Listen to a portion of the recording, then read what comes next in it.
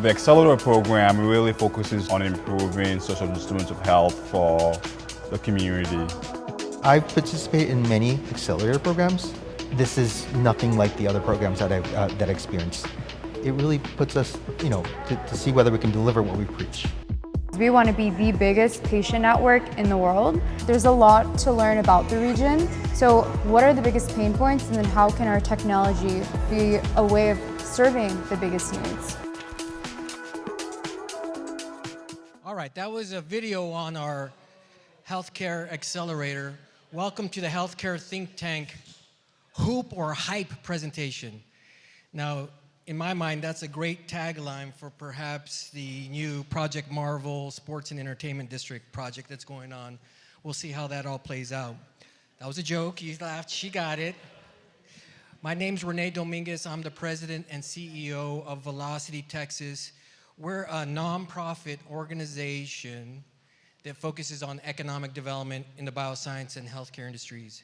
We've actually been around for 40 years here in San Antonio. For around 30 of those years, we were developing out a research park on the far, far west side of San Antonio. And around 10 years ago, our board, led by Randy Herrig, who's here today, decided to change the strategic direction and look for a location here on the Near East Side to develop an innovation district. So for the last 10 years, we've been developing out this entire city block, and I'm happy to announce that last year we just completed the 5th and final building on this campus, so we are well on our way. In addition to welcoming you, I specifically want to acknowledge and welcome those online. We're broadcasting virtually, and part of those people who are online are 4 companies participating in the Methodist Healthcare Ministries Community Accelerator, a really unique program in partnership with them. The concept is fairly simple: support, guide, and help companies across the country that are developing out innovative healthcare solutions that can be scaled and can be impactful. So this year's cohort includes 4 participants. They're listening online. This is part of that curriculum. They've sat through 100 hours of curated speakers, investors, pitch practice, meeting with mentors, which culminates on an event on October the 16th here at Velocity. Speaking of great partners, I want to thank and acknowledge the Healthcare Think Tank. Linda Elliott has been a staunch supporter of the bioscience and healthcare industry for years. And on a monthly basis, she curates thought leaders that talk about projects, institutions, or thought leaders. And today's no different. We have a great group of speakers, Bill and Ted, who I know well from University Health, to talk to you about AI. So with that, let me introduce Linda. Thank you for being here at our Innovation Center. Thank you so much, Renee. And it's wonderful to be in here. And does this place not look fabulous? I mean, I am blown away by what you've done. I think Marcus Resendez, thank you for bringing all this to us. You're going to up our game a lot. So Healthcare Think Tank is all about collaborating with selective organizations in San Antonio that really garner the same type of audiences or similar audiences. And Velocity Texas happens to be at the very top of that list. So we are definitely glad to be here. What a privilege it is to be included in as a program producer for your accelerator program that you are doing with Methodist Healthcare Ministries. We are honored to be able to do that. And to prove our relevance in your mission, we bring the best of the best to address one of the most controversial subjects out there, the impact of AI will have on healthcare. I think all of us worry about that. Rather than take up valuable time letting you know what we've got coming up, please look for my follow-up email that I will send out tomorrow to all of you, and we'll let you know what we've got on our calendar coming up. But now it's all about today's program. You really are in for a treat. Many of you know that I'm very involved with University Health as a foundation board member. Though my years of dedication to University Health, I've come to know the leaders of the organization. Bill Phillips and Ted Day are two leaders whom I admire and respect, not only as professionals, but as friends. Allow me the honor of introducing them to you. First, let me tell you a little bit about Ted Day, who will serve as moderator. He is the EVP of Strategic Planning and Business Development at UH, where he has worked since 2012. And I remember when I met you, it was Kristen Vasquez in her office, right? Ted is a 30-plus year veteran in the healthcare industry, having served in diverse leadership roles in large health systems, multi-specialty physician practices, and payer organizations. At UH, he leads with others a range of organizational functions like system growth and partnership functions, regional outreach development, strategic reporting, electronic clinical connectivity to the provider community, and physician and joint venture contracting. That's why we can't get hold of him when we call him. Ted enjoys being a champion of the growth and effectiveness of the healthcare and bioscience industry and other community priorities in San Antonio. Practical work on that front includes service on the board of directors for Biomed SA, where he currently serves as chair, and on the advisory board of the United Way of San Antonio and Bexar County. What's next? Conversations, like the one we have today, piques his interest. Next, let me share a few words about Bill Phillips. I can honestly say that Bill is absolutely the coolest nerd I have ever known. And he is a nerd. You wouldn't know it, but he is. Not only is he brilliant, he has a great sense of humor, which you're going to see today. He started at UH as CIO in 2006 and now is EVP and COO. I will ask that Ted share some facts about Bill since they work so closely together, but I will brag a bit about him.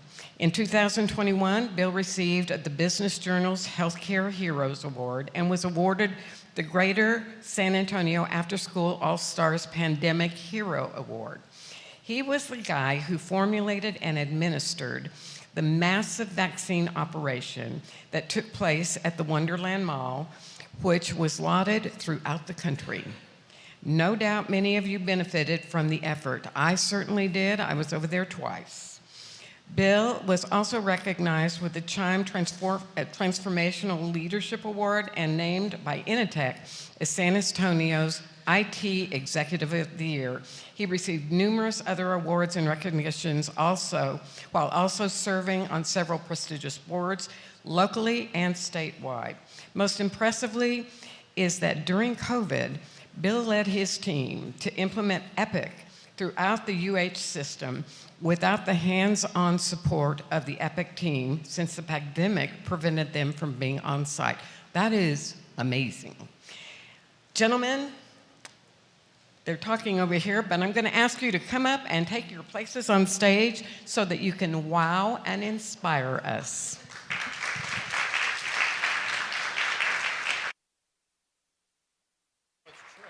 That's right. A good part of this adventure, right? We're in good shape. Hey, I'm going to add something about Bill, but I want to talk about the elephant in the room first. On the right side of the slide is Bill and Ted's excellent adventure. And I think it's backwards because if you look at, well, first off, how many of you have actually seen a Bill and want to admit you've seen Bill and Ted's excellent adventure movie? In the back, I love it. I haven't, but I researched it. So what I found out is the guy who has the dark hair and is better looking is actually Ted, and that's Keanu Reeves.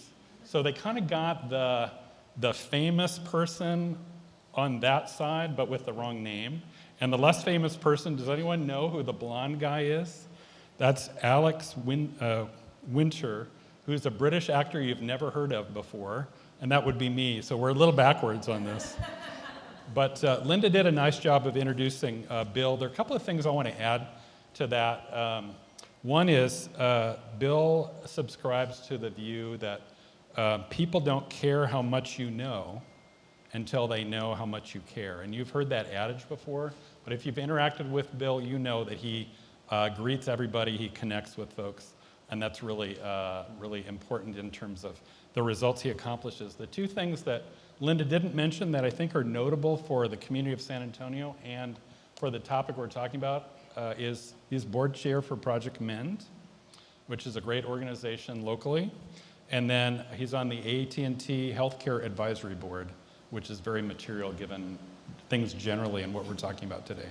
So Bill, do you want to get us started with what's going on with AI? You bet. And if you've seen the movie, I feel like I might have to throw a dude in here every now and That's then. right. So bear with me. I want to set this up by kind of walking you into why AI is important in healthcare. So if you look at this, these aren't slides to brag about as a country. This isn't something to be excited about. But if you look at this, US, our country, we spend more on healthcare than any other country in the world. So that makes your brain go down that component. Well, we must have great healthcare in this country, right? Well, I'm going to change your opinion. We do not. We have the lowest ranked healthcare in this country. And you can see where we rank among other countries. But this is, again, this leads and tees up why I feel healthcare is so important, and AI is a game changer to switch this around a little bit for us as a country. And if you look at, I'm having a little, there you go. This is a recent study. This has surveyed healthcare organizations across the country, and it's what are you doing with your money, where are you putting your money at? And you can see number 2 is AI. So we are investing, most healthcare organizations are investing a lot of dollars in AI, and a lot of, is it hype, is it real? So I'm going to show you a lot of it is real. And I'm going to show you some things that we're actually doing in our organization to utilize AI and improve patient outcomes and make it better. So when you look at the dollar spend, this chart is mind-boggling. If you look to the far right, look at the dollar amount that's going to be spent on AI by 2033, just in healthcare alone. Over $200 billion are the earliest projections right now. And think of that run rate. That's a very short time if you think of it. And you think of AI and you compare it, I try to take my brain to, as fast as AI is going, what have we seen that fast? You go from a brick phone to an iPhone that we have today. That was pretty fast, but AI is 100% faster than that. So healthcare has changed a little bit, and AI has changed a little bit, and you have basic AI and you have generative AI. And most of the AI that's being pushed out in healthcare is generative AI, right? That's the learning process. AI is not new, and this timeline just gives you a pick. This is how AI started, and you can see how it advanced. So AI has really been around in one form or another for quite a long period of time. Healthcare the same way, but we're really not getting to know it until now. You look at this chart and you look at how it began, and you can see the progression of AI throughout time. So what does that mean for healthcare? What is it doing? It's doing things from diagnostic components. It's improving efficiencies, improving outcomes, improving patient care. So it's really progressing at a rapid rate. A lot of methodologies around AI, and you can see by this slide, you can see machine learning and some of the other components that really filter in to what AI is.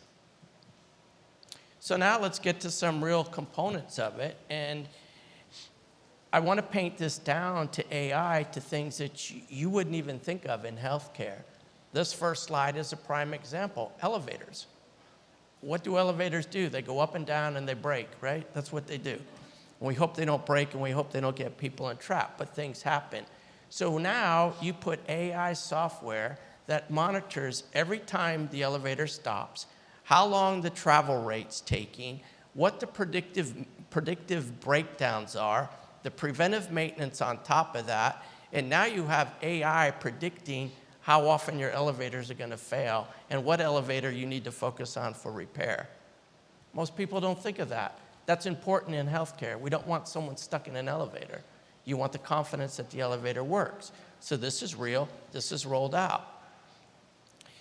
You look at other components that you don't think about. You walk into University Health, you'll see these little robots cleaning our floors. A lot of organizations are doing it. But there's AI components in it. They are measuring how much water they put on the floor so that by the time you step on it, it's dry. A lot of change. Robots that are dispensing meds in the bottom left or the bottom right. Bottom left, you have robots taking supplies to the floors, food to the floors, pharmaceuticals to the floor. So these are things that you're looking at every day as you walk into organizations, but you're not really clicking that that's all AI-based, AI-driven, and AI is really changing that. And that's just some basic maintenance kind of things happening in healthcare. Hey, Bill, on robots, you saw a few slides ago the Jetsons picture. How many of you watched the Jetsons if you were young enough to have done that? Did you notice that there was a sweeping robot back in the Jetsons? So now it finally came to fruition there. Some people said I actually look like George Jetson. I think it's completely untrue. But even in the robots, Bill, the technology has changed in the time that we've implemented them. Do you want to talk about that? Because it evolves even over a few years. Yes, and I would say as fast as we get a robot, the next robot's released, right? And the next robot does it a little bit better and a little bit better.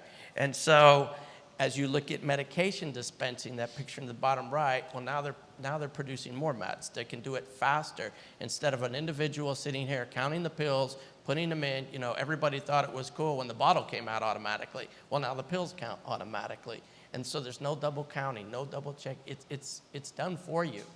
So I think this progression in the robot technology, and we'll get a little bit into surgical robots and some of the other complexities in healthcare as they progress. But it's also putting items on top of items. And what I mean by that is we add things to MRIs and CT scanners. When we implemented this technology, this is AI brain reading of CTs. And this was absolutely amazing to me because if you think of things, a stroke, a brain bleed, that's a bad outcome. And missing it in an imaging study is a worse outcome because it can get larger. We implemented this technology, and you can see the little yellow arrow going down to that little white spot in the picture on the top left. That is flagging that is a brain bleed. It highlighted the area. Normal imaging, that would have been missed because it was so small. And so that's a real patient. That saved that patient's life. So you talk about investment in AI and the outcomes. When it is saving people's lives, that's a big deal. So it gets past the hype. There's a lot of fear in AI, but there's a lot of good in AI that's coming. Mammographies, if you come to our organization for a mammogram, and many are starting to implement this technology, the mammogram is actually read by AI. It looks at breast tissue density, and it circles just like that picture in the center. For the radiologist, it basically says, look here, there is a problem in that tissue. So now you talk about early detection of breast cancer, things that might have been missed in the past are now highlighted for the clinical experts to look at it and make diagnostic decisions, put in preventative action, get you on treatment plans to move forward. And you'll see AI advance past that into the treatment plans. So Bill, what does that mean for doctors who are in radiology or pathology or things like that? How does that impact their future? Do you have a sense of that? I look at that, and there is a fear of AI in healthcare on job augmentation. What's it going to do in the long range? You look at legislative policy. Legislative policy is changing that basically states any AI diagnostic, any AI exam, any AI read, a clinician, a physician has to agree with it. Yeah. So I don't think it's going to change it from a job standpoint. What I see it doing in the very near future is, think of it, a radiologist has to sit and read an exam. Radiologists read in certain ways when they read an exam. And you look at complex studies like an MRI, there's patterns the way radiologists read. There's AI tools helping new radiologists learn how to read. But let's make it up. Let's say a radiologist reads one exam every 30 minutes. And you can do the math on how many hours a day you want to read and how many studies you can do. Now, if AI is reading the majority of studies and highlighting the density issues or highlighting a tumor or a break in a bone or et cetera, and your eyes are drawn right to that spot, look here, here's where we see the problem is. Well, now can you read one in a lot shorter amount of time? Right. I believe you can.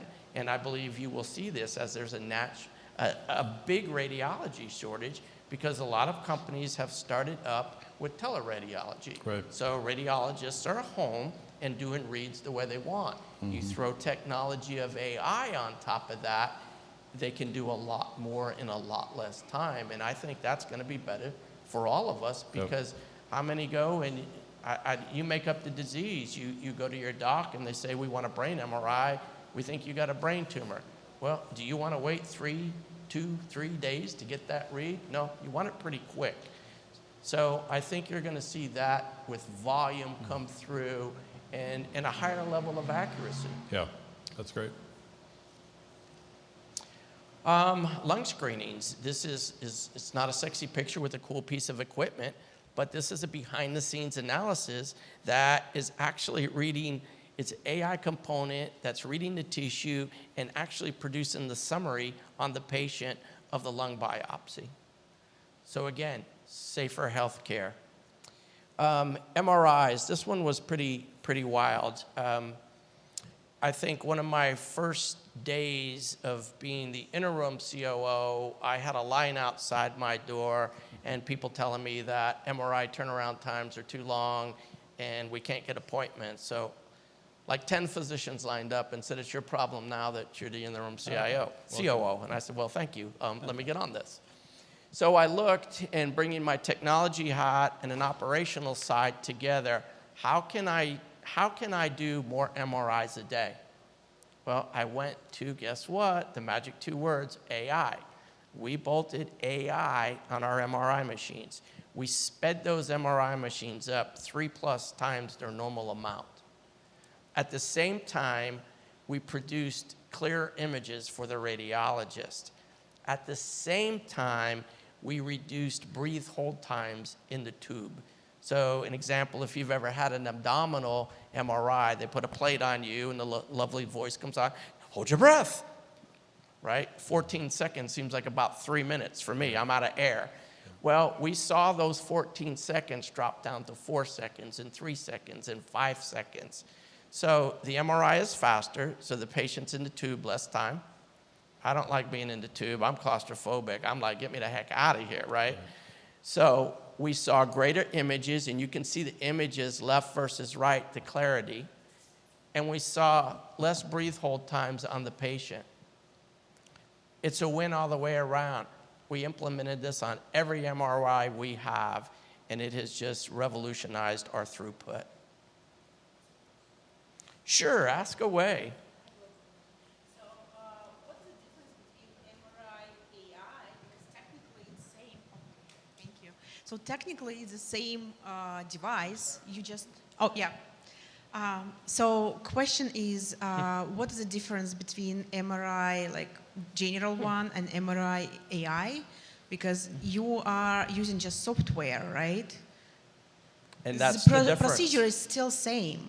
The procedure and the magnet's the same, but the software being enhanced with AI components on it is what makes it go faster and clearer images. So it can change what it sees and produces a better output. And you're going to see that. Yeah, because visibility, it's right. Different. Exactly. That's why I'm trying to understand. It's all based on the software. Okay, thank you. Think of your car. You can set your cruise at 60 miles an hour, but you can push that gas pedal and go 100 if you want. And Same concept. yeah. And now I'm not question for encouraging you to do mammogram. that, by the way. Yeah.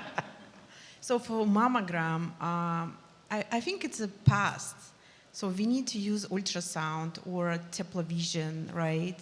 Because I know from patient's level, from doctor's perspective, it's not visible right now. Sometimes we lost a lot and we missed a lot during Yes. the mammogram. And to your point, we are actually acquiring a new ultrasound that is not traditional. It's AI-based that does a lot of detection like a mammogram. I also talked, since you mentioned mammograms, I talked to a company in the UK that actually have invented a bra that a female puts on, and it measures your density, Yep, and I it know tells you, there's a problem here or not. So convenience, you can do that in your own home. You can mail it back. So I think you're going to see a lot more. I think you're going to see the diagnostic rate of opportunity go so fast that we're not going to keep up with it. No, I'm totally with you. I like AI. Yeah. I'm part of AI surgeon as well, so I like it. Great. thank you. This next one, this is, again, the technology and the patient safety, the patient outcome. Yes, I'm sorry. I had a question on this one also. Certainly. So on the MRI part, when you said you used AI models for that, two places that I can imagine where you would use it is one on the reconstruction algorithm, so going from case-based into like the actual like 3D image for the MRI, and the other part is for the detection, right? Correct. So if you have a failure mode on the reconstruction part of your algorithm, how do you check for that if there's like so many, images coming through the day? And I imagine that one's going to be very large memory images, right? So even if it's a 1% failure rate on that reconstruction part, you generate terabytes of, incorrect MRIs, right? So how do you check for that? Right. I would say, one, this is where the human element is also looking at that MRI to see if something looks off. You're always going to have that human component into it. And again, on the reconstruction component, you can do that in many ways. For surgery, you can do reconstructive MRIs, or you can do it for plain type of normal reads, right? And so I think the human element will always be there, but there's a lot of built-in check and balance on that software that is mapping it at a very accurate rate. It's a great question. Cool, thank you. All right, so this one, lung biopsies. Lung biopsies are normally done by an IR physician. It's a needle in the side, et cetera. This is an AI robot that we used, and we've done almost 300 cases on this, and this is very precise into the lung, a lot less inconvenience on the patient, and a lot better outcome on the patient. So as you see the theme, we are investing a lot into AI for true patient care. Bless you. Da Vinci robots, surgical robots. So we acquired one of the latest ones not too long ago. This is how these are progressing at a phenomenal rate. I actually got to play with this robot when we had it in the test lab. They wouldn't let me. I tried to get volunteers, let me kind of operate on you. Nobody wanted to do that. Yeah. So I got to play with putting rubber bands on organs and different things. But the newer versions of the robot, the surgeon feels it in his hands. They feel the controls. And I was taking rubber bands, stretching them, and putting over things. I could feel the tension in my hands like I was actually doing it. I was just at, Ted mentioned I'm on AT&T's healthcare board. I was just there, and I was talking to a CEO of a VC company, and he just invented a product. And he's partnering. He doesn't build the robot. What he has built is an AI component to do Da Vinci robot surgery anywhere in the world, even from your home. Think of that. So now you can take controls anywhere. So what if you need a surgery and you're here, but the only surgeon in the United States that has ever done it is in New York, and he can dial in remotely and do your surgery? I'm not saying that's happening yet. I'm saying this guy's marketed it. This is coming. This is what this technology is doing. I'm a believer in this robot. 16 months ago, I spent 11 and a half hours having surgery by that very robot. And I was back in work in 3 weeks, and the recovery was, you know, you normally be out 3 months, it was 3 weeks. So the proof is here too. I can say what I feel, I know, I've been there, done that, right? I believe in this technology. So they didn't let you be a surgeon, but they let you be a patient. Exactly. How did that work out? Right. That's when I wanted to jump in that Bill and Ted's Big Adventure phone book. And So the AT&T factor is pretty important to all of this because of the latency. Network speed. Network speed.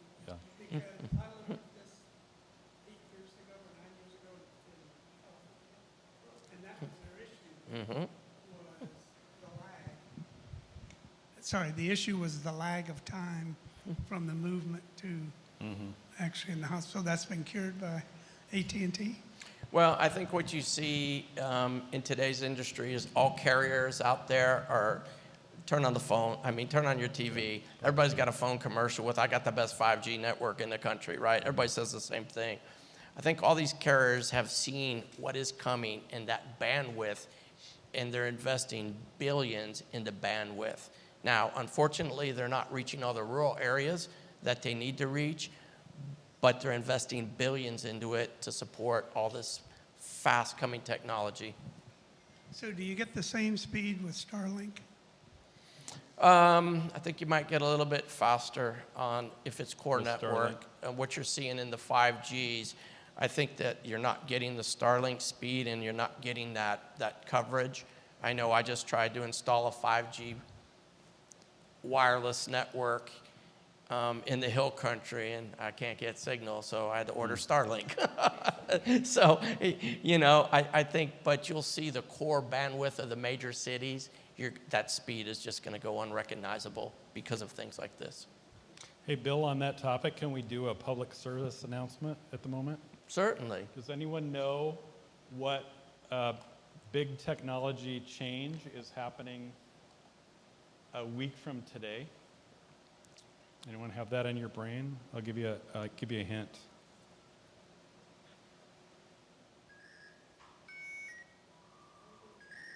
So picking it up.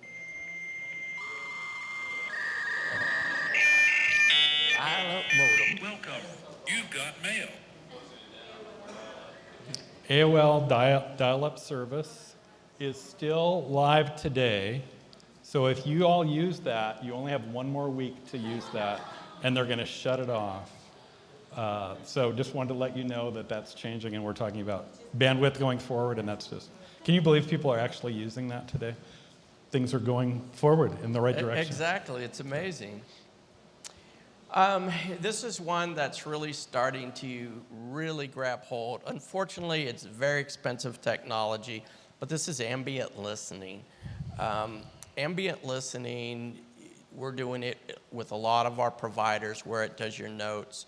Our new hospitals that we're building, I did not put computers in the patient rooms. I'm betting the future on ambient listening where the docs talk, have a conversation with the patient, the white noise is taken out, and core notes are written. This is a recent survey. You can see the date. This was just happened with class organization, and you look at adoption scores of ambient listening, you look at efficiencies of ambient listening, and burnout rates. All these numbers are moving in the right direction. This was a national study that just was released 2 weeks ago. So these type of things are going to continue. This is one that I'm pretty excited about. We put in, yes?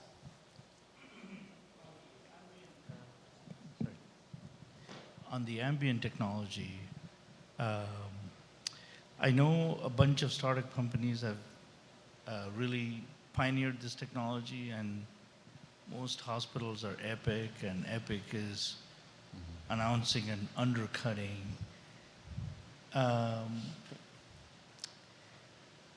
What do hospitals do? Wait for Epic and kill these things, or work with them, or what is the national consensus? Because I'm in the EHR space. So you got a great loaded question because I was just recently at Epic and I was on my high horse about this very subject. We bought Nuance early on when Nuance started with DAX, and we implemented that and spent a lot of money. And then they whispered in my ear, hey, look at a bridge. We're basing our platform on a bridge. It's got a lot of AI in it. So we did a bake-off. We let our providers look, and they liked the bridge better. So now we sign a contract with the bridge. And magically at UGM a month ago, Epic announces they're releasing their own ambient listening, like they're releasing their own ERP, and the list goes on. I think it'll take them. They're using parts of Microsoft. If you've paid attention or read into it, they still are going to use, and remember, Microsoft bought Nuance. So they're going to have some components, but nobody really knows how much of it's going to be baseline brand new Epic or not. What you see that happens with Epic, Epic releases a product into the marketplace, and it's not quite to the place that the others are, but they'll catch up quick. And so I think they're a year, two, maybe a little longer out. But I really see, because all the eggs in the one basket, the great integration Epic has, I think you're going to see organizations migrate over to, guess what, the Epic platform of ambient listening. They're not quite there yet in the patient rooms, in the future rooms, and things like that. So they also haven't announced, are they looking at that for ambulatory practices, inpatient? I believe ambient listening needs to be pushed down to the nursing level as well. Nurses do an awful lot of charting. They do a lot of charting for regulatory reasons. Let's help the nurses. So every time I can speak to an ambient listening company, I'm pushing, take this further. So I think you'll see a migration over time to the Epic platform. I have a question for the audience, and I saw there was a big question there in a minute. So how many have had a physician appointment where you're the patient and you've seen ambient listening in action? Anyone seen that? A few of you. So what it's like is the physician will turn her or his phone on, put it on the side of the table, conduct an interview with you, and it will filter out everything that is not relevant for the clinical note, produce a clinical note for her to agree with or modify, and then it goes into the record. It is as good as that. If you haven't seen it yet, it's pretty amazing. And you had a follow-up. Yeah, quick follow-up. I know from the organization's point of view, sticking with Epic because it's in the ecosystem is good.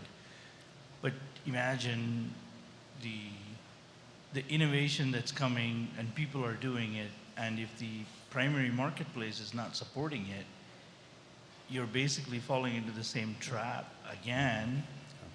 And innovation happens at the pace of Epic, which is the kind of vendor lock-in that you don't want to provide the kind of care that you want to provide for the people. And that's a hospital responsibility, don't you think? I do think, and that's where a lot of that peer pressure will come down the cost. As I mentioned, you look at these products, they are very expensive. What if Epic produces a like product, or even better, because now they're partnered with Microsoft, and what if it's delivered to the hospitals, which we have to be good stewards of money, so we can invest our money in the technology like I've been talking about, and let's say, and I'm just making it up, what if it's 50% that I'm buying today, and it's a superior product? Is it worth it for me when I know that Epic is a very strong system, it rarely goes down? I mean, it's pretty stable. So, and if it's helping healthcare and I'm saving money and I can deliver better turnaround times and care to the patient, it might be worth that. So I think you're going to see it in a wide mix. Hi. First off, thank you for setting Epic.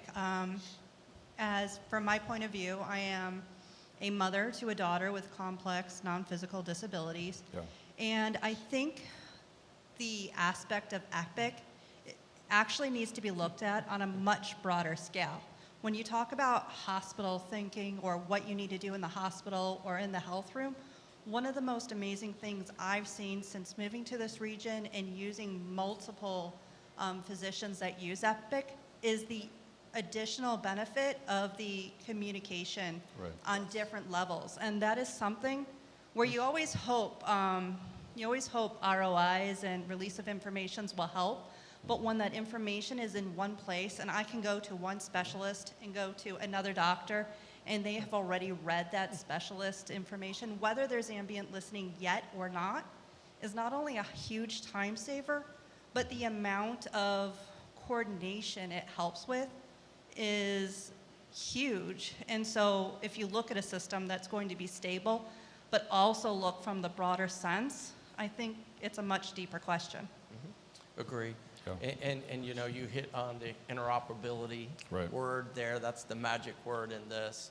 And being able to have your healthcare available anywhere you go and coordinate that care and see results on your phone of your tests almost immediately behind they happen.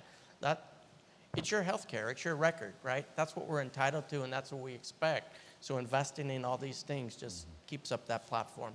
So my very quick question is, which I think that you've answered it future forward with like Epic and what they are starting to look at with ambient listening, but I think about AI, PHI, and patient safety and data, right? Is there any concerns right now with, you know, that ambient listening model, which is beautiful and to help be time saver, to ensure that that patient data is protected?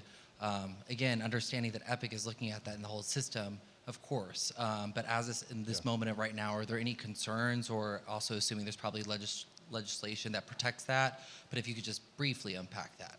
Yeah, I'll tell you that the ambient listening, just like every piece of software we do, it goes through a very rigid security cyber review before we even let it in the door. If it doesn't pass our tests and our notations, then it's out the window. So if you think about it, it's really just listening and putting it into the EHR, into a type format, if you will. So, no. And I'll tell you, before I get into this one, I have a slide on it. Well, I'll hold it so I can get down the street a little bit. This is one we've just went live with in April, and this is an AI-based command center. We are running at a very heavy capacity at University Health. That's why we are building 2 more hospitals, which you are well aware of. We are just inundated with patients in our inpatient side and our ED side. We needed help with throughput. So we bought an AI piece of software that helps manage the patients. So this chart on the bottom basically is telling us barriers for discharge. It's automatically highlighting, saying this patient can go home if this is met.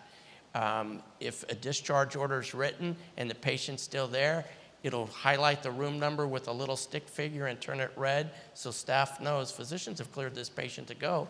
Let's get the patient moving. So we brought this up in April, and we have just seen phenomenal results right out of the gate.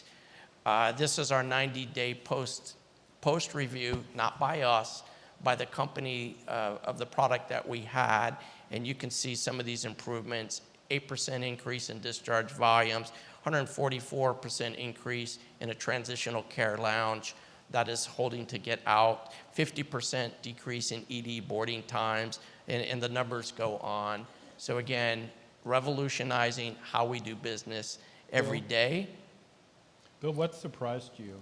You've been involved, you've led that initiative, you've kicked it off, you have a lot of these great stats. What surprised you in the midst of that? You know, I think the thing that surprised me the most was what we didn't know. Mm-hmm. So when we bought this product, we fed it our data for 90 days. It read everything we have, 90 days, 90 days, 90 days, analyzing every patient.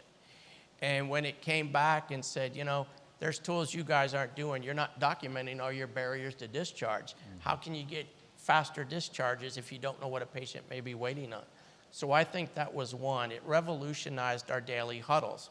Our daily huddle in the morning at 9:30 was more of a lot of, hey, this piece of equipment's broken, that's broken.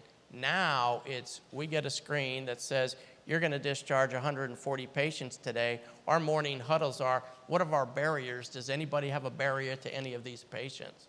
And then we meet again in the afternoon and say, okay, we said we were going to do 140, we did 138. What happened with the other 2 patients? Right. And we look at that. So, and that's about the component and the beauty of AI, continuing learning. Yeah. You think you might know something, but it's going to show you that you might not know everything you think you know. Right. It's a few steps that was hard to ahead say. of you. Yeah, that's great. So I mentioned patient room. This is something that I am pushing a couple vendors on right here. You're going to see things. You look at my bullets. I got ambient listening, fall prediction, pressure ulcer prevention, photo ID, and no computers. I already mentioned my dream is no computers in the patient room. I also believe in RTLS on the badge, and I don't have my badge to show it. But RTLS, my vision is a care provider walks in the room, their picture highlights on the screen. Boom, this is your caregiver. That doctor starts talking and just talks. Needs an order, says what the order is. Says, open up MRI, your MRI pops up on the TV. Has a communication with you, has a conversation with you, tells you exactly what's going to happen, and done. It's a patient to physician, patient to clinician interaction. With the advent of the EHR many years ago, we lost that. Because what's a physician do? They have to look at a screen and type. And they're not really looking at you that often, right? It's very difficult. And so I want to bring healthcare back to the way healthcare was, with that interaction and care of feeling and care of sensing and care of healing. And that's where I think this is going. It's starting down that path. It's not quite there yet. There are components of it, but you're going to really see this change in healthcare. Now again, are hospitals all going to go retrofit buildings? I don't quite know that. But I think hospitals of the new and hospitals of the future, this stuff is coming at a rapid rate. Builders. What's that? Telehealth, yes. Telehealth. So, and we're putting that in the new hospital rooms. We're going to do virtual care, where you can use physicians or nursing. You can use nursing out of your own organization to do admissions and discharges while they're off. I have a quick question about ambient listening. Do you see that replacing medical translators and potentially in the future? Maybe in the way future. I don't see that really now because all the ambient listening is really core into the chart. It's not as a translation tool. I haven't seen anybody really designing that. Now I've seen AI components coming out to help with the translation and help improve it, but I don't quite see those two merging anytime soon.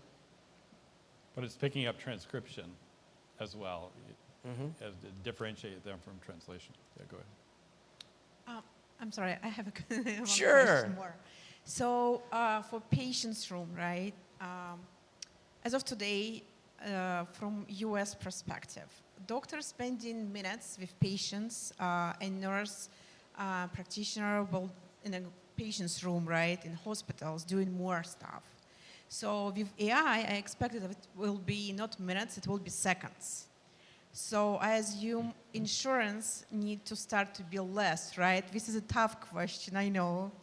But do you have some projected numbers for next 5-10 years, how it will change from insurance billing system? Because it's supposed to be changed. I know it's the regulatory part, right? Government money.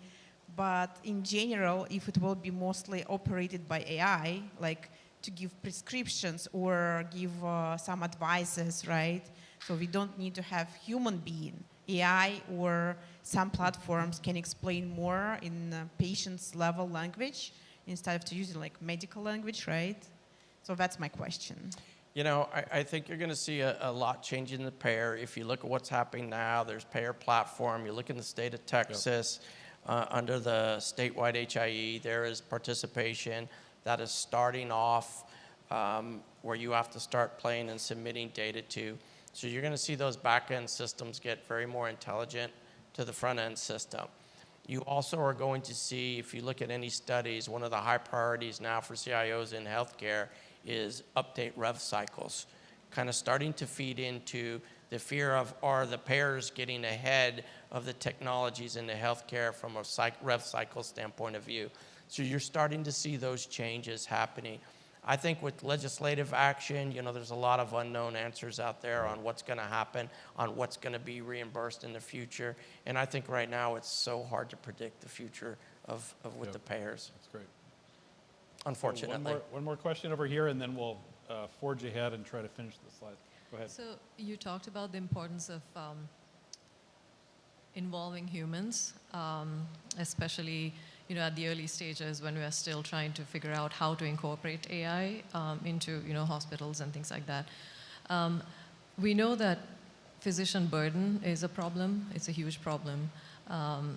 So you're talking about incredible amounts of data that you're also filtering in with the goal of making improvements.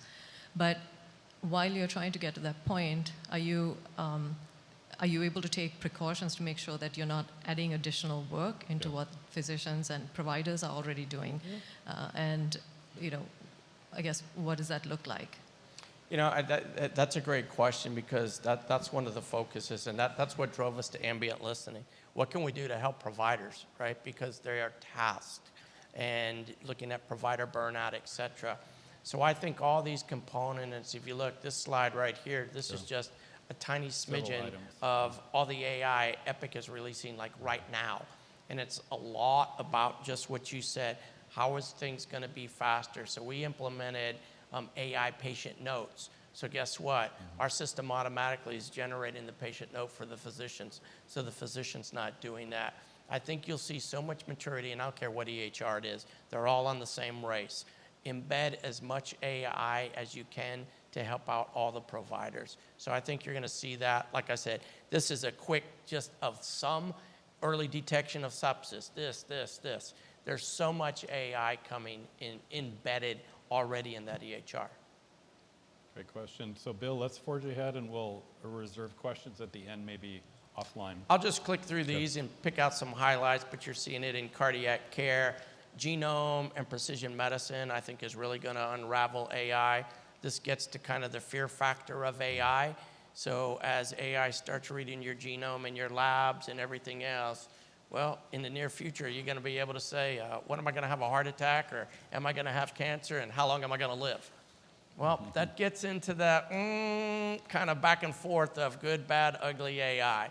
But when you get predictive medicine and precision treatments, so you have cancer and AI can give you a precision appropriate treatment, that's where I think it's going, and that's what I think is important. Surgical analysis inside the ORs while surgery is happening, making sure all the components and compliances are taking place during that surgery.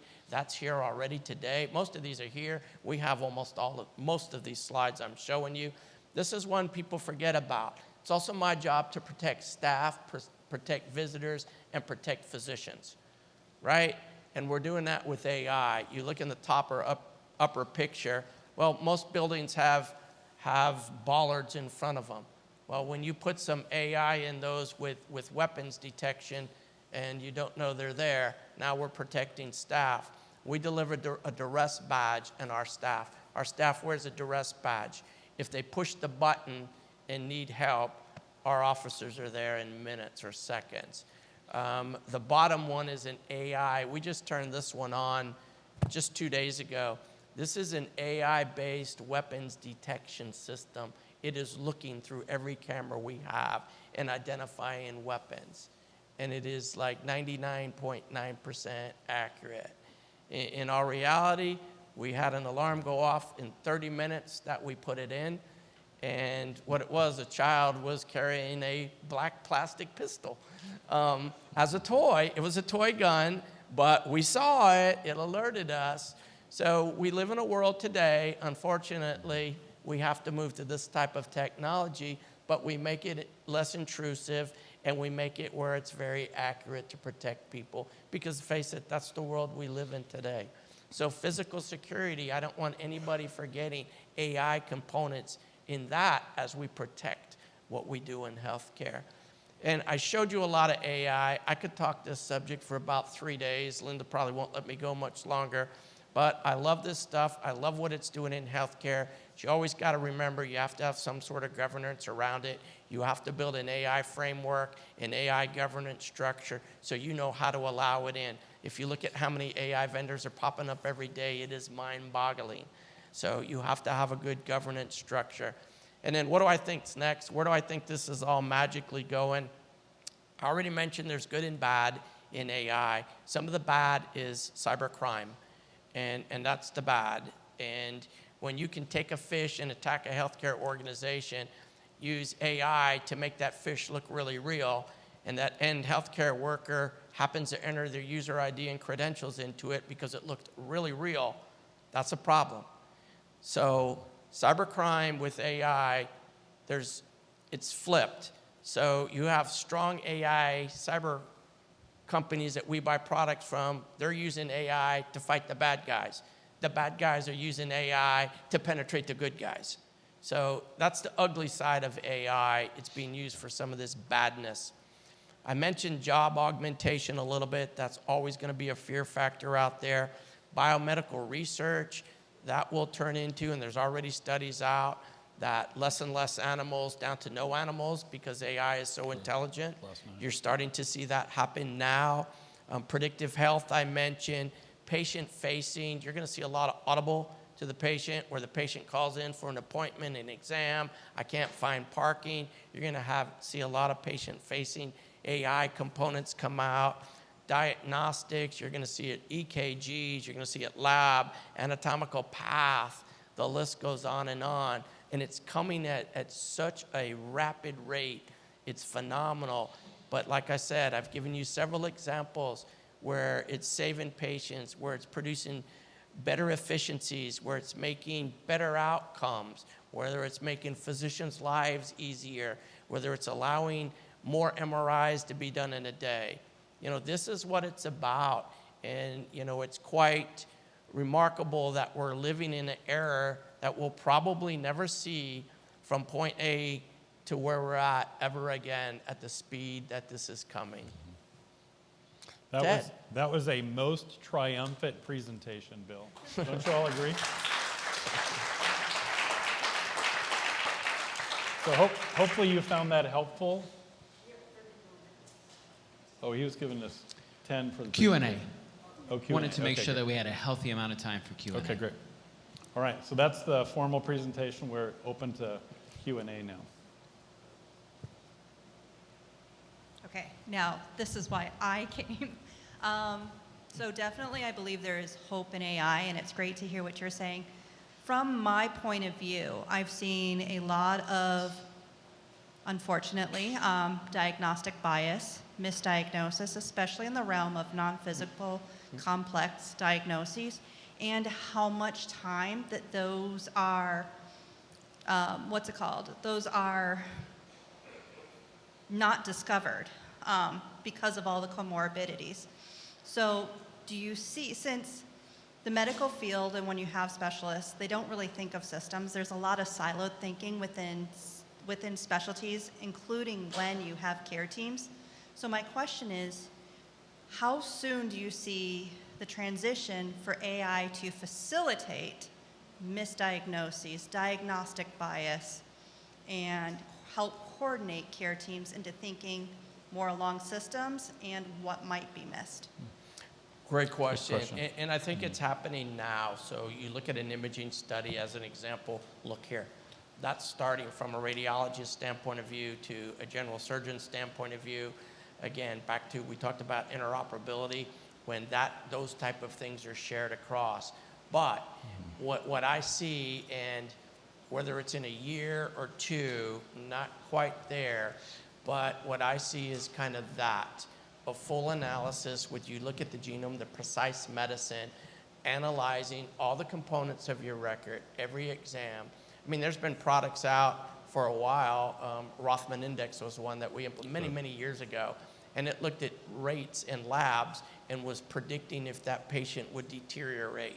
So now think of that concept on steroids, where your whole chart is being analyzed along with all your imaging, along with all your labs, to paint that picture. And then back to the interoperability world, and all your providers, the specialists, the PCP, are all looking at the same identical thing. So the struggle we've experienced, especially when I say complex non-physical, are those diagnoses that need to have everything ruled out in order to be diagnosed. Yes. So for example, with amplified musculoskeletal pain syndrome, it's a lot of ruling out, but there's a lot of professionals that say, well, because we don't see this, and there's still that need for visual ruling out that it seems like with all AI and technology, medical professionals tend to forget. So I guess my question comes from that point of view and drawing that what did you call it, patient-facing and that connection back where doctors can use AI to say, wait a second, we might miss something, or was this even ruled out? Right, and you Essential look in at the a, future. you look at a diagnosis of fibromyalgia, right in that point, right? It's not lupus, it's not this, it's not this, it's not that. Must be fibromyalgia, right? That's kind of how it works, to your exact point. So I think by having all that data, you know, we used to have lovely IT terms, not too many. You know, IT runs in cycles of big words. Big data was a word not too long ago. And, oh, we got to mine big data. Well, now when we have AI mining that big data, and I take it down the path of prompting the physician, based on labs, we ruled out lupus. Based on this, we ruled out that, right? AI starting to point to what that diagnosis must be. Now, when all that magic happens, I don't know. I see it coming. I talk to a lot of different entities, companies, and there's a lot of think tanks out there that are trying to spawn the next AI in healthcare, and these conversations are happening across the country. Great. A quick question.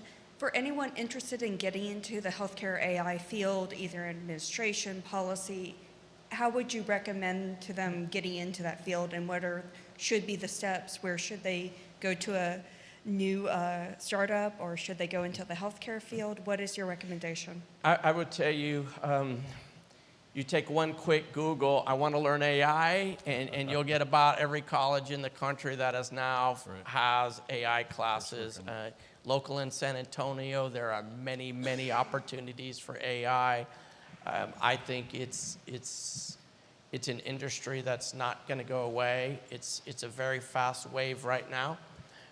It'll ultimately taper down to a certain extent once a lot of the AI is out there.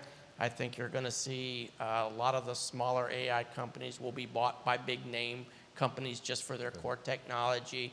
That's happening. Every time I talk to a CEO that's invented something, they're like on their fourth AI company because somebody saw it and bought it already, a big company.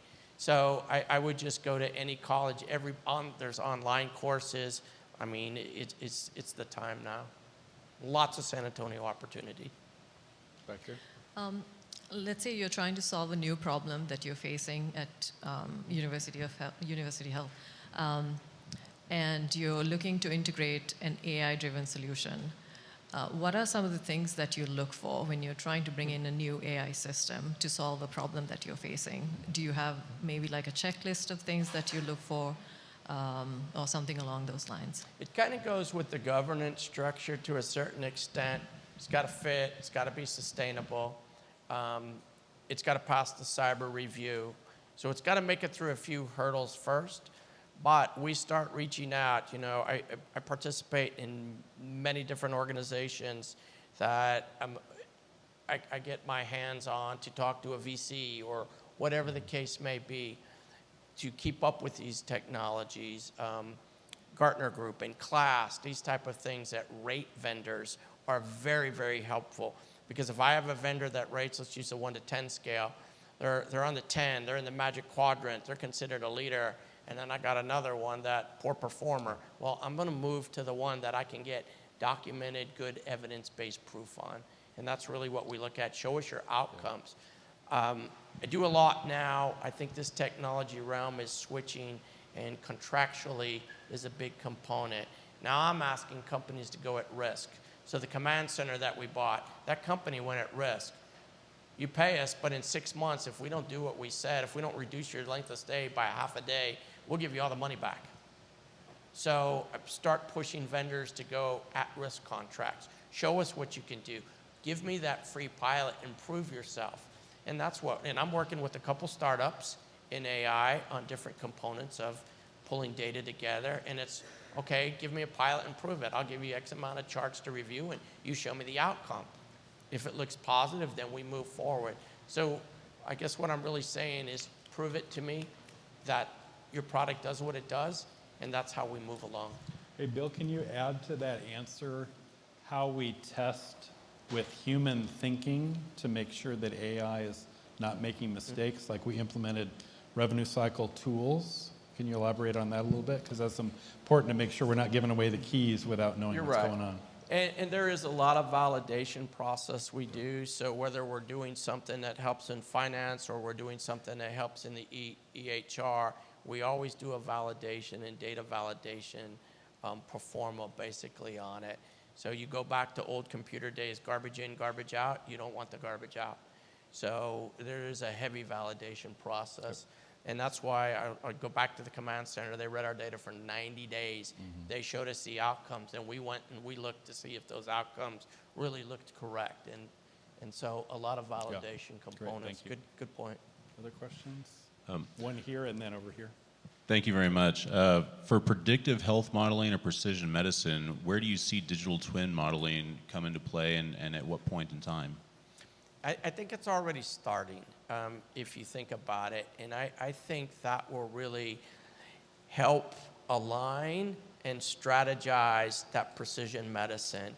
I think it's a component, and you look at AI, and you go back to the chart that I had with machine learning and all the different components. AI isn't one magic piece that everyone thinks. There's many pieces of it to form it, and I think there's just one that's coming into play at a very, very rapid rate. Yes, likewise, and thank you. Over here. To piggyback off of the governance, so I own a SaaS company. So if we're working with you and there's going to be software updates, will there ever be standardization? And how do we think about the components of AI in which we do need to update our clients on what's happening versus it's a back-end thing, it's not going to interfere with any of your operations? And yeah, what are your thoughts? How would you expect your SaaS vendors to engage? I think standardization is not going to be that soon in the AI world. I think it's happening at such a rapid, fast change, no one can make a standard. So I equate it to like HL7, an interface, right? Which I'm sure you're familiar with. There are HL7 standards that anybody that wants to write a HL7 interface follows a canned set of code per the standard. I think AI is developing too fast, and generative AI being learning that's gonna not happen anytime soon. You're seeing, like I mentioned, legislative change that says a human must read it. There's a lot of legislative components around AI in this past session. I think next session, you'll see a lot more. There's one that I'm worried about on a national, and I hope it never happens, but I just showed you probably 20 pieces of equipment that we bolted AI on. I am scared, and I shouldn't jinx this, but I am scared that someone will come up and say, you know what, that's a medical piece of equipment, it's got to have FDA approval. And that's my big fear, because it will stop us for 3 years. And so I haven't seen any hints of that yet, but it hangs over in my thoughts as a dark cloud that one day someone might pop up and say that, as strong as we govern medical equipment. A question here, I think next. I think there was that there. question over there. Yeah. Right in front. I have a question about preclinical studies. So you mentioned that in your slide that it will be reduced, right?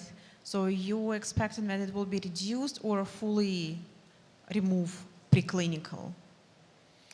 From a research perspective? Yeah, from clinical trials perspective, because this is, it's age I don't for see it preclinical as well. removing out of the human component. Right. You know, I see it going very rapidly out of the animal component, but I think the human component, I don't see those clinical trials ever stopping.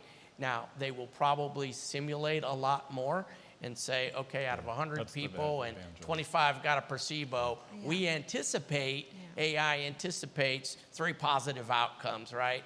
I think you'll see that, but then the study still has to happen to really prove it. Yeah, this is what I assume, because from FDA perspective, it's impossible to stop us. We still need to have a data to prove. It's not the same thing if you need to apply for IP.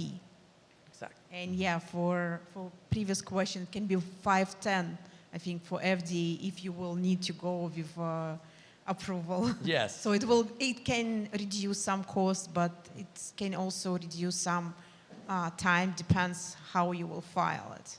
Right, fully agree. Thank you. Great. Question over here. Before we get into that next question, we have quite a few people who are joining us online, online? and we Okay. do have some online questions. So Great. if you wouldn't mind asking your question, I'm encouraging the folks who are online also, please, we will get to your questions. Continue to ask them in the chat. Thanks. A great discussion. As a physician scientist, I find huge value and opportunity with AI, especially coming from a multi-omic area with genomics, proteomics, metabolomics. I think AI can provide fantastic value. So we're very excited about that. With that kind of hard data, I want to ask you where you think AI could help with mental health issues or counseling issues, since we have a lot of need for that in the community. But how do we make sure it's good quality and good quality. watch the metrics for that? You know, again, I think as you look forward to this, and as many AI startup companies are there, I could sit in a night and come up with 100 different components of healthcare that I'd like to see somebody deliver AI-based to help healthcare, and mental health is one of the top ones. And I haven't seen too many things coming out in the industry yet around mental health.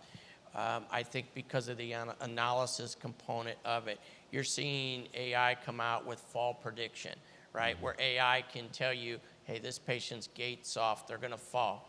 Right. You see AI in a patient room that identifies that patient's rolling over, they're not getting out of bed. Oh, they lifted their leg, they're getting out of bed, set the alert off. I don't see so much at this point in time, I know it's on the horizon, with the analysis of mental health issues and how to help people. You're seeing advancements in some of the machinery with AI on it, like magnetic brain stimulation. That's AI based, and that's coming a long way, and that mind boggles me. We actually have one of those machines, and it can help a patient with various different things, and it's no pain or nothing invasive. So it's inching into that, but again, mental health is very wide, but some of these tools are starting, and again, that's another one that I just look forward to as time progresses in this. Thank you, Bill. Are there questions from online? We have a question online. An estimated 10 to 25% of patients discharged from intensive or specialized hospital care develop PTSD, and up to 40% of those with serious medical conditions experience depression. What strategies are hospitals currently using to address patients' psychological needs, and is AI playing a role in these efforts? You know, I would say AI is not playing a role yet, similar to what we just had on this question. I think this is the human element that's not going to be replaced anytime soon with AI. I think this is the conversation with the healthcare provider trying to guide and walk that patient through. I think where some help will come, and I mentioned patient-facing AI.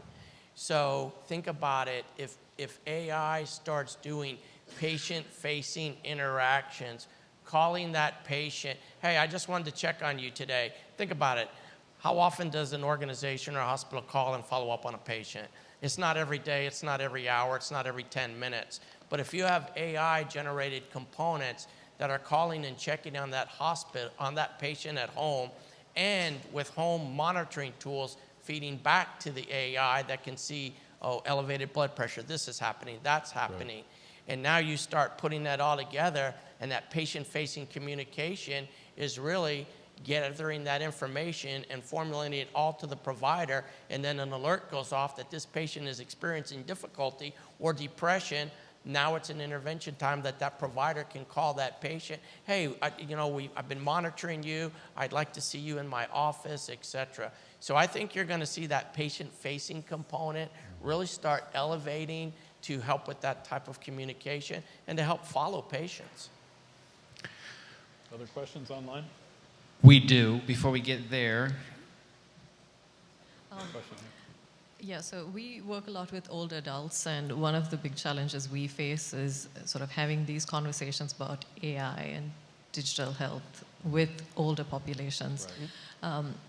Within University of Health, how do you tackle that problem? Because, aging is the #1 risk factor for almost all diseases, and a lot of the individuals, patients that you see in hospitals are above 65 years old.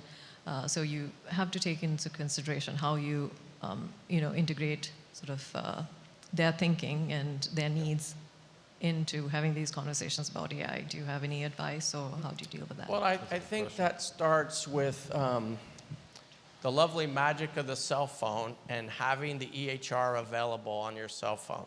And when you can sit with that elderly person, and whether it's a family member or whoever, care provider, that starts showing him, look, here's your lab results. I mean, we deal with that with my father-in-law.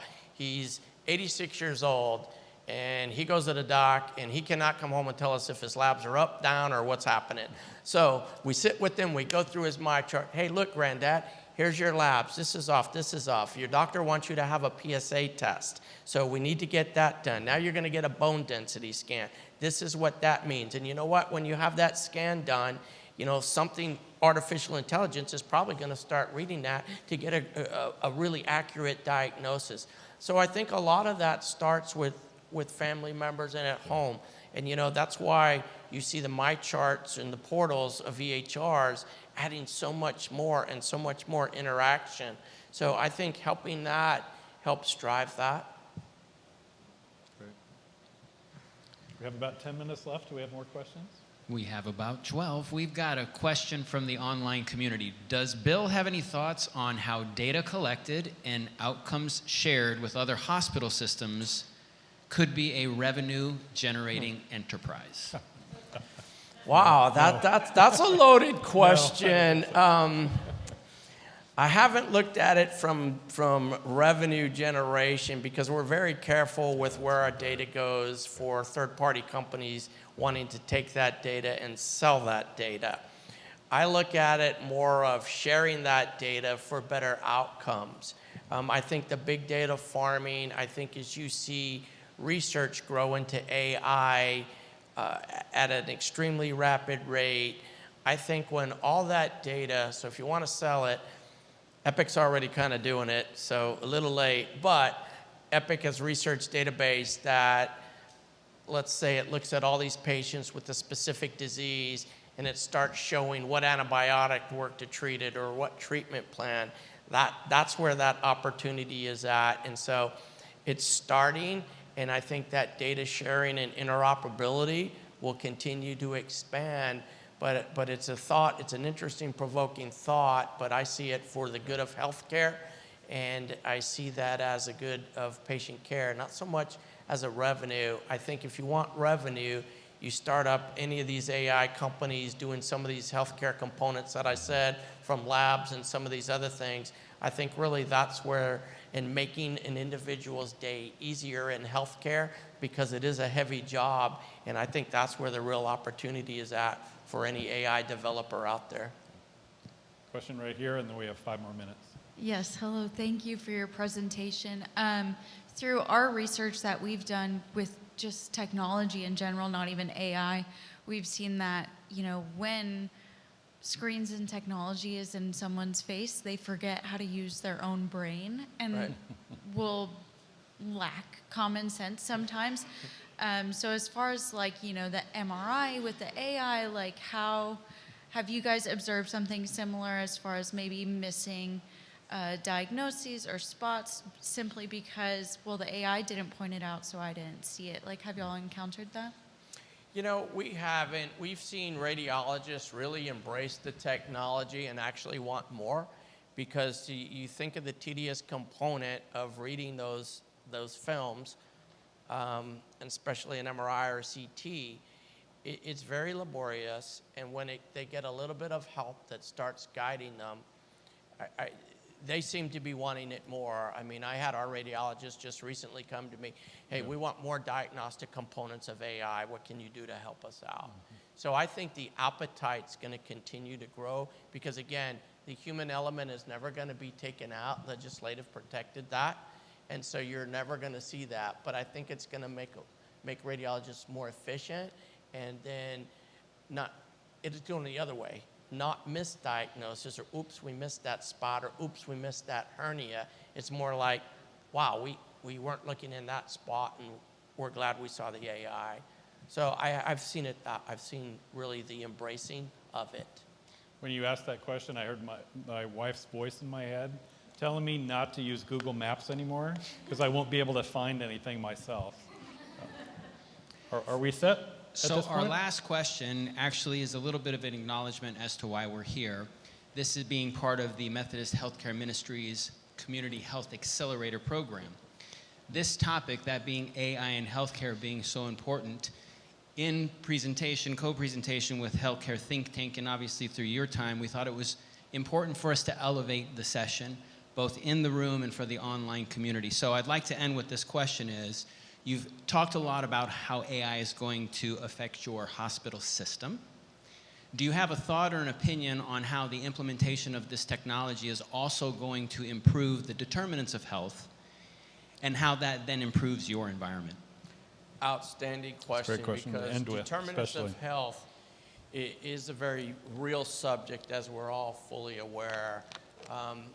And part of the AI components is to help determine, and that's a part that's difficult because if you're a patient and you come in and your care provider asks you, do you have housing? Can you feed yourself?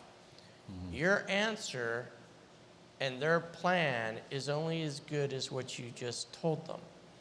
And we implemented a technology that would help identify, and Epic has what's called a social determinants of health wheel.